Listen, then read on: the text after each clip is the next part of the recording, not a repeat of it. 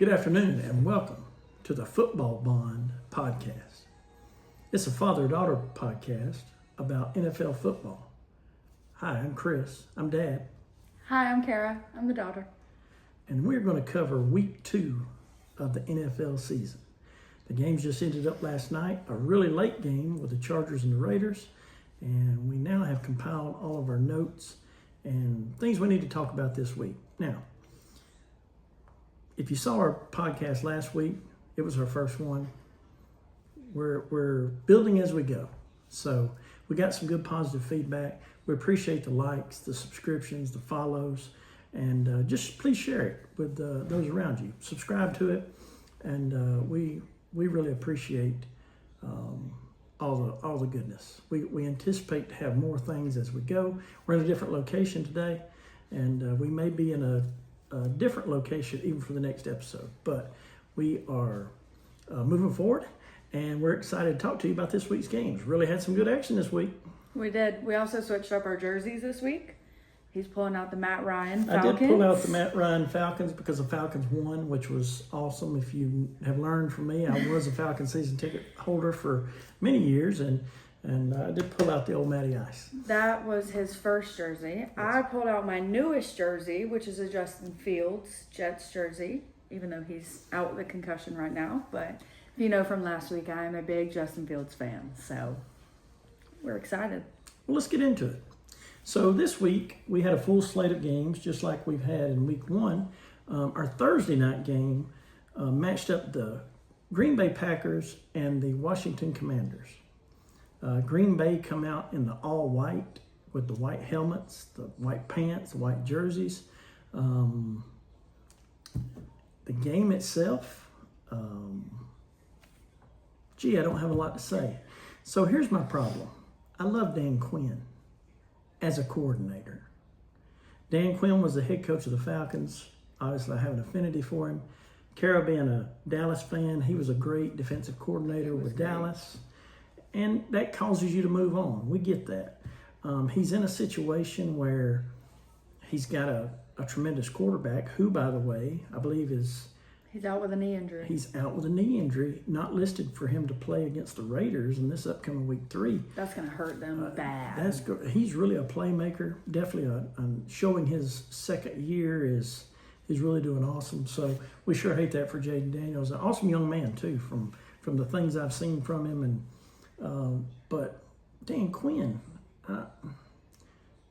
he had a really good year last year with the Commanders, but he's doing Dan Quinn. He's doing what he did in Atlanta. Well, he's got to get the people to mesh. And, I understand you've got an awesome play caller in Cliff Kingsbury. Dan Quinn, obviously, is an awesome defensive mind. The pieces are there. It's just getting all those to mesh together. Losing Austin Eckler didn't help anything either. No, that's a big one. So we look for more things to come. Now, Kara nor myself are Packers fans. Sorry. No. We did get to see another, did they call that a sack that Micah Parsons made?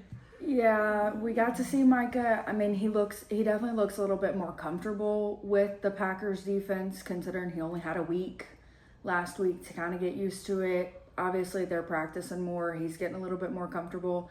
Him and Jayden Daniels were going at it, which, I mean, coming from the NFC where they were rivals, you expect that. Oh, yeah. I'm not a Jordan Love fan. I don't really have anything good to say about the Packers, but they won. They're cheeseheads. Good for them. There you go. All right, next up, this rivalry is always going to be big. So you have the Baltimore Ravens versus the Cleveland Browns. And for those of you that may not be aware, the Cleveland Browns were an established team way even back into the AFL days, and they were an established team.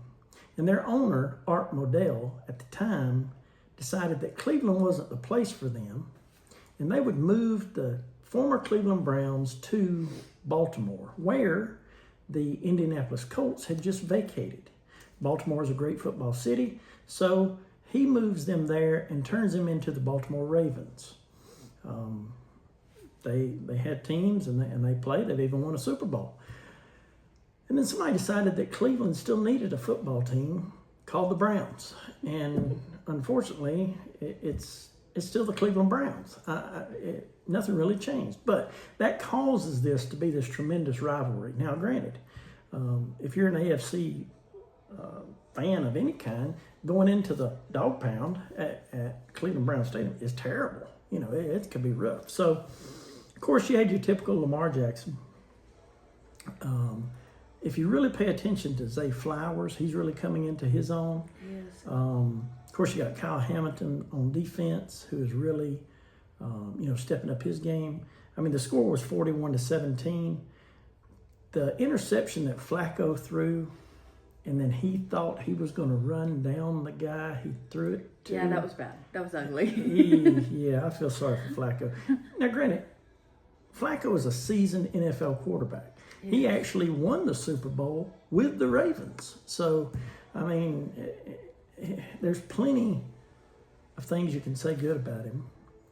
Unfortunately, we all know he's just a placeholder until they figure out if they're going to put Shedeur in or Dylan Gabriel. I mean, let's be for real. Yeah, they are. Watson, he's just He's there. He's just sitting there getting a paycheck. He ain't even in the equation anymore. No. So, anyway.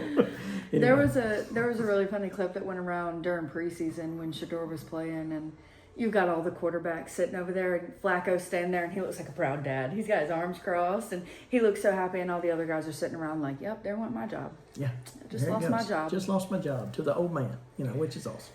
All right, this game, I got to talk about this one.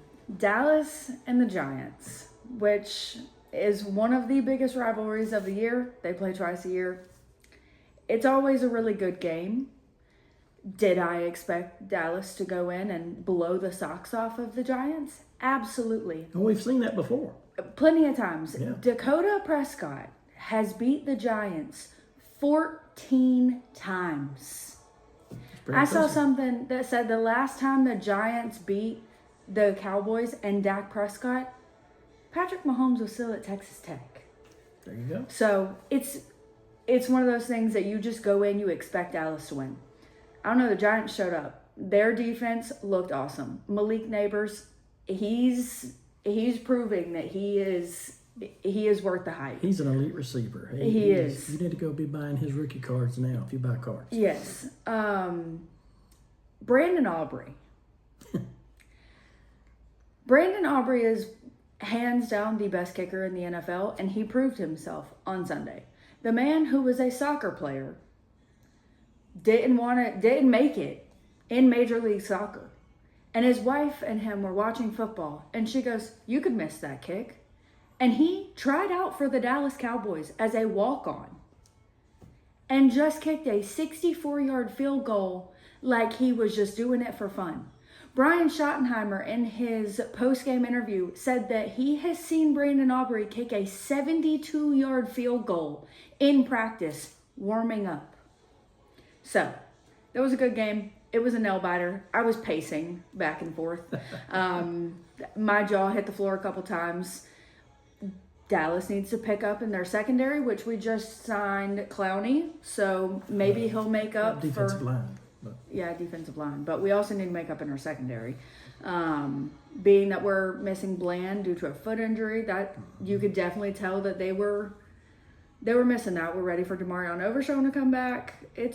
I'm interested to see. Dallas looked really good, but so did the Giants. So I'm interested to see how they improve and if they keep their head coach. Yeah, I think the only person watching that game who wasn't nervous about the kick was Brandon Aubrey. The rest of us were like, what's he going to do? Probably more nervous than Brian Daboll should be, because if he continues to slide downhill, I don't think he makes it past week 4. Yeah, me either. All right, next game up is Bengals and Jags, and really, it was kind of boring, just to be real about it. But unfortunately, Joe Burrow got hurt. Now, Joe Burrow got hurt and got turf toe.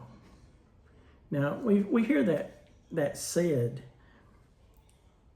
on a ball game, it's nothing unusual. Oh, he got turf toe. And if you don't know what it is, it makes it sound like, well, boo-hoo, tape it up and come back out. But when you get turf toe, basically what you have done is hyperextended the ligaments under your toe. meaning your toe has bent too far toward your shin, and all that underneath is just kind of ripped. So definitely a painful injury. The reports I've seen basically have Burrow is out. Yeah, for possibly up to 3 months. Yeah, for 3 months, which will basically wipe out his NFL season. Maybe he can come back for the playoffs. If they make it. If they make it. If Jake Browning can stop throwing interceptions, they might have a chance. And Jake Browning did. He's done it before. He come in and pulled out the victory in that game.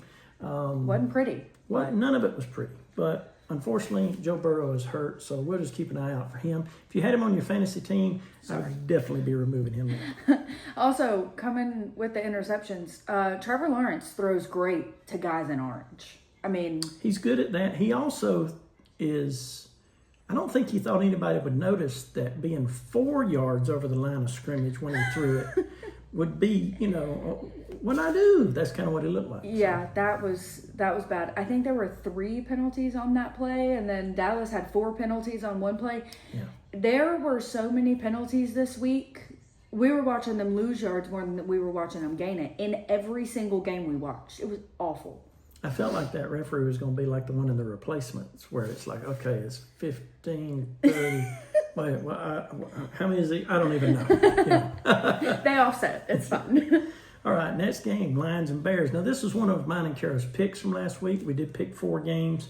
We're rookies. We're just picking who we think. He's a rookie. I'm 3-1. She's 3-1. I'm 2-2, and I can't catch up yet. But Lions versus the Bears. Now, given the Bears' performance versus the Vikings in the previous week, I expected to see Caleb Williams really, they're kind of meshing together. Ben Johnson's doing his thing and kind of getting that team ready.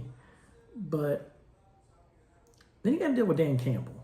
And Dan Campbell is not willing to give up or lose. I mean, he's even Ben Johnson said it in the press conference afterwards. They don't kick field goals. They're going for it, and I love that. I wish there weren't punters. I love punters, don't get me wrong, Pat McAfee, but I wish people just went for it.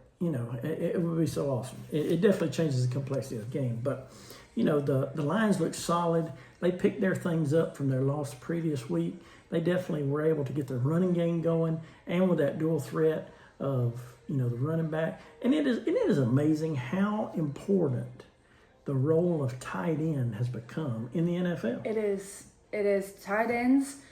I mean, they're being targeted almost more than wide receivers. Jalen Hurts targets his tight ends a lot. Dak Prescott, him and Ferguson. I mean, they're starting to get to the point because they're realizing these tight ends, they're not 6'1" and 150 pounds. I mean, these are big guys. You look at Travis Kelce, he's 6'4", like 240. Yeah, they're big They boys. can handle the hard hit from the secondary and the defense. And if your running game isn't super strong and your quarterback can target that tight end, then go for it. The final there. 52-22. Wow. I was watching Red Zone this week, and it is so hard I can watch it, I just can't listen to it because my focus goes off and then I'm doing something else. But I did not realize it was 52-22. Wow. Yeah, the Lions, he balled out. But also, Ben Johnson in that press conference, he was pissed. He's mad, and he should be mad. And that's another one of those things that just helps your team. Your coach is mad. He wants more from us. We want more for him. And that's how this works. That's how it all bonds together. Now, mad is coming up in the next game. The Pats and the Dolphins. This was another game that we picked. We both picked the Patriots. We both got it right. We both got one on that one. The Dolphins did better than they did last week. The Dolphins actually, at one point in this game, I felt like we're going to win. Yeah, they were winning at one point. They were going to win. And I mean, they had a punt return, and then the Patriots came back with a kickoff return, and Drake May looked good. Drake May did look good, and it is good to see them. He's a second-year quarterback, just like we were talking about Jaden Daniels. He's healthy. He's running his offense, and he's a young guy. So, it took a lot for him to gain respect to the other older players and to get everything to kind of mesh. It's only week 2. We're not freaking out about him yet. Next game, 49ers versus Saints. Boring. Neither me nor Kara are fans of either team. No, The score was 26-21. If they're your favorites, I'm sorry. we love you. The only person I like on either of those teams is Jawan Johnson, number 83, that plays for the Saints. He did ball out now. He did. He's- He's a tight end.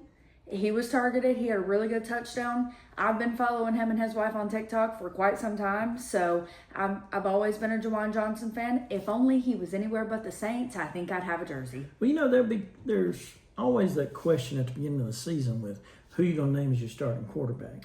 And I think I said this last week, but Spencer Rattler was named as the starting quarterback.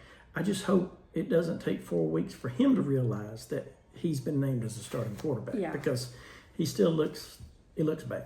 Anyway, next up, Bills versus Jets. My Bills versus Not my Jets. Jets. My Justin Fields. I don't like the Jets. Let's make that very clear. Look, the Bills looked like they were in midseason form. Yes. The running game's working, the passing game's working. Josh Allen. Josh Allen gets his nose broke, bleeding, and everything else. He still comes back in, and they just continue to move the ball down the field. That's just what the the Bills are doing right now. The Jets, they're still trying to find their identity. Aaron Glenn, a defensive mind, again, came from the Lions.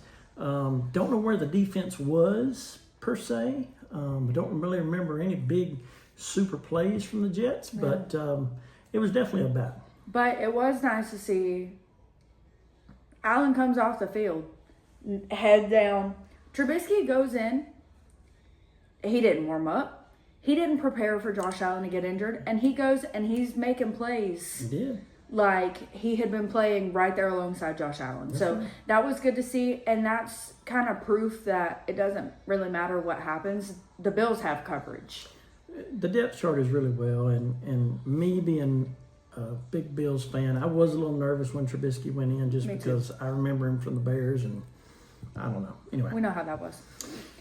next up, Seahawks versus Steelers. The Aaron Rodgers era is going strong, and man, we're all excited to see what can happen. You got Aaron Rodgers, you got Mike Tomlin as a coach, you got Arthur Smith as the offensive coordinator. There's all these things there that could make this really spectacular, except you got to play defense. And they didn't. And the Seahawks, with Sam Darnold, well, let's think about that for a minute. A name a few years ago, you would have said, why?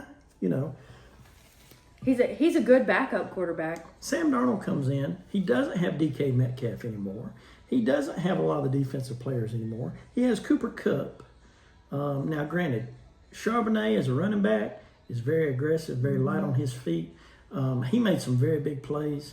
The Steelers at times just looked confused, like they had never seen, the schemes that they were running on offense for the Seahawks. And it turned out to me, that was the game I was actually able to watch. I watched most of it until I flipped over until the red zone.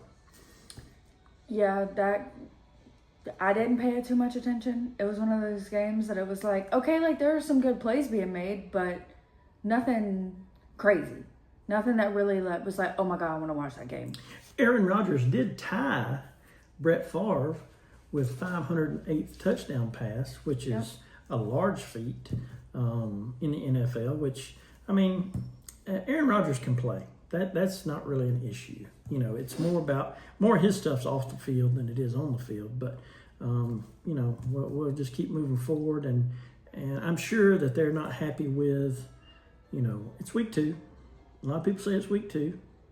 And some people say, well, it's already week 2. It's week 3 now. So I think you're going to see a few more different things happen this coming week. 3rd and 4th week, normally by then, everybody's really on. They're in their rhythm. Everything's looking good. We both lost because we both picked the Steelers. I picked the Steelers. I was Aaron Rodgers all the way, but Sam now Darnold proved me wrong. Yeah, now I think we need to kind of watch out for the Seahawks. They look good. All right, Rams Titans. We both won on this one because we both picked the Rams. Why wouldn't you pick the Rams? Against the Titans? The Titans, unfortunately, they're not that almost have it situation. They're in, we've got all these odd pieces, and we're just trying to figure out what color it smells like. I mean, makes no Cam sense. Ward, he was out there, like, he was making some plays. He made some plays. He did. But he didn't, oh my God, it's Cam Ward. He didn't impress me like that. Well, and the thing that we know from all of our, and most of us all cheer for quarterbacks. We do that. Cam Ward can't do it all. He's not Jalen Hurts. He's gonna do, what he's coached up to doing. But other players have to step up and make the plays. And I hate it for the Titans team. They're getting a new stadium too. I mean, so maybe that means the ticket price will be cheaper. Anyway, it's yours. You can talk about Okay, this. Cardinals, Panthers. Bleh. Yeah, I mean, the Cardinals came out, I think they scored in the first, 60 seconds. Because Bryce Young and threw an interception. It wasn't pretty. Bryce Young is not an NFL quarterback, and we said it last week. He doesn't have what it takes. I mean, they got the ball on the field. They put 22 points up. How? I hope most of those were field goals. It was just ugly. It reminds me of the 49ers game. I didn't care for it. I had to watch part of this Cardinals game. Now, Kyler Murray is an amazing athlete. And the bad thing is, like we talked about last week, Marvin Harrison Jr., I want him running my sidelines. Yeah. And, Trey Benson pushing the ball in. I mean, there were some good plays, but at the end of the day, they're still not at that elite level. They can still buy tickets to the Super Bowl, I'm sure. Yeah. Colts and Broncos. This ended up being a crazy game. It was. It was back and forth and back and forth. Bo Nix was playing football. Daniel Jones. I don't know what happened to him. We all just kind of... He is even more surprising than Sam Darnold to me. Yeah, I mean, he is. It's like you went here and you did nothing. You went here and you rode the bench, and now you're here and you beat out the alleged number one starting quarterback, and you're balling. He's aggressive. He's doing what he should do to win. But see, and I've seen this about him. I've also seen it about Saquon. You leave the Giants and you become a star player. Well, I mean, he looked good. He did exactly what he was supposed to do. And I believe every player is different under different coaches. Yes. And every coach is different with new players. So that's why we play the games. Yeah, exactly. It's the different setups and situations. Now, I will say this.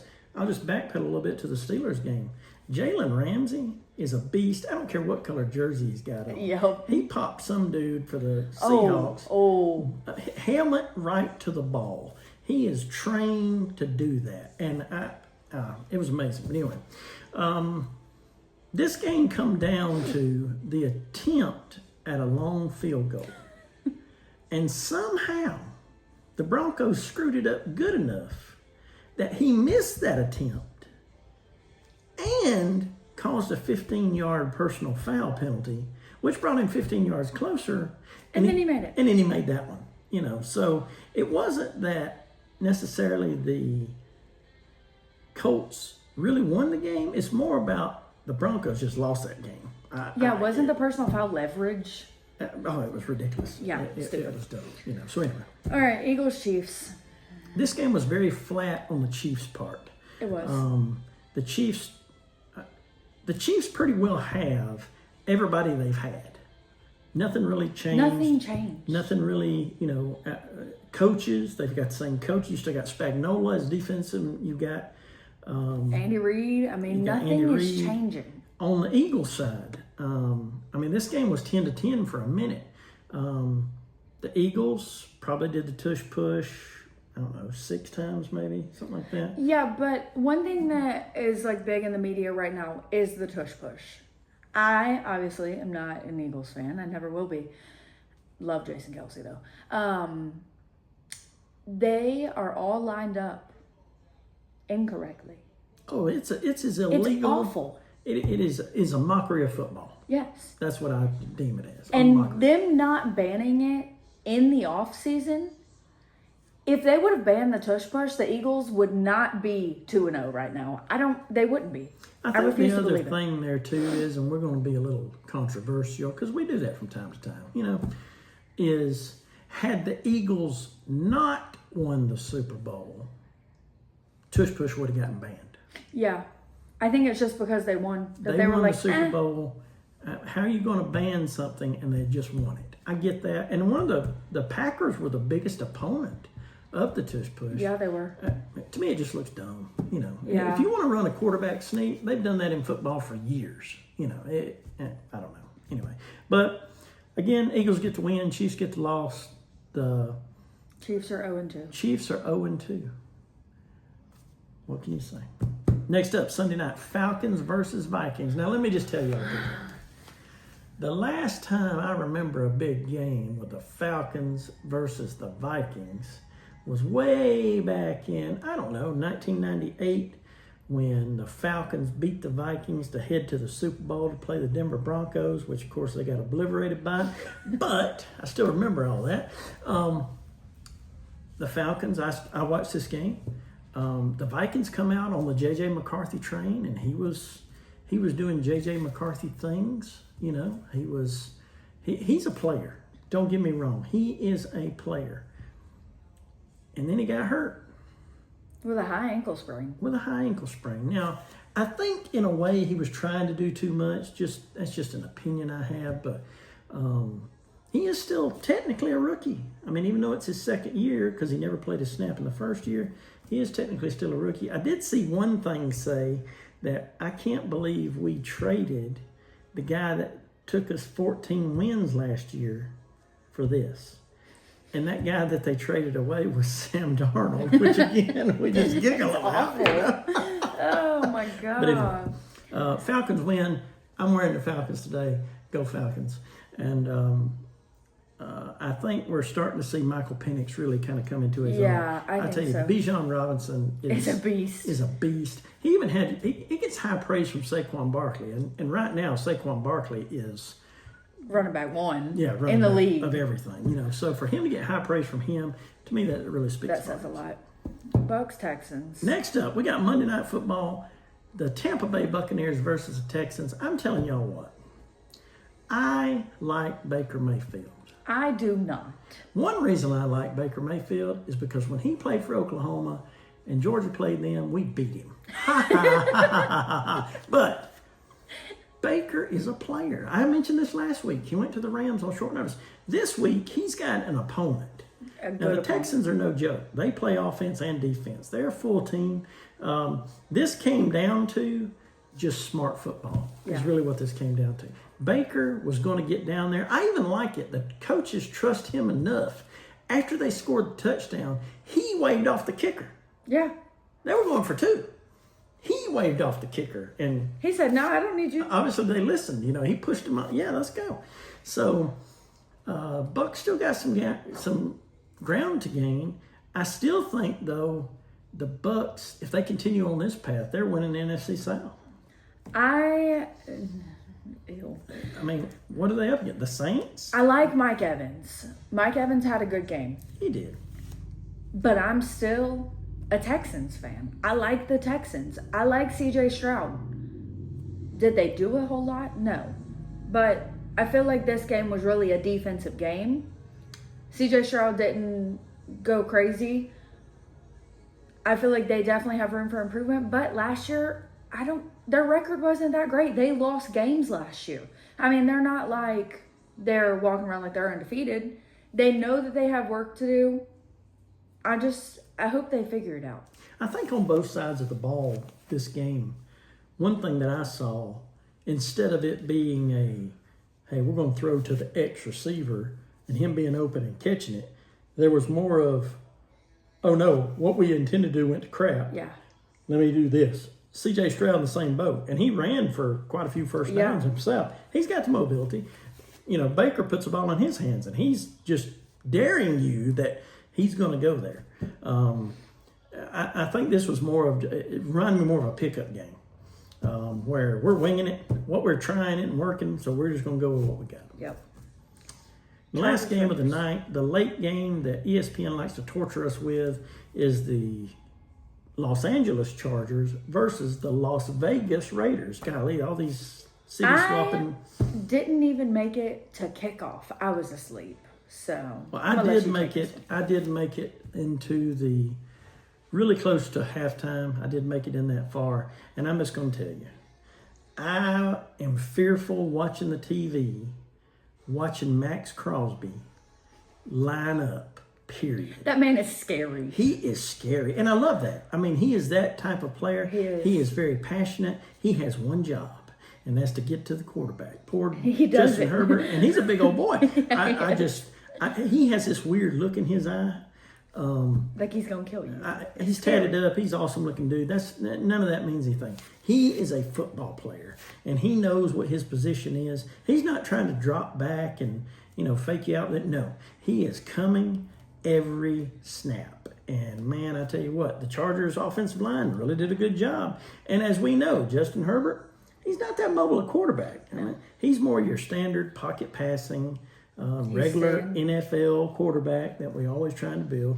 But just that it was another matchup between Pete Carroll and Jim Harbaugh, which, interestingly enough, they're now tied at 5-5 in the times they've met in the NFL. They were 5-4. Carroll was ahead, but like I say, the Chargers won this game 20-9. Score doesn't really depict it.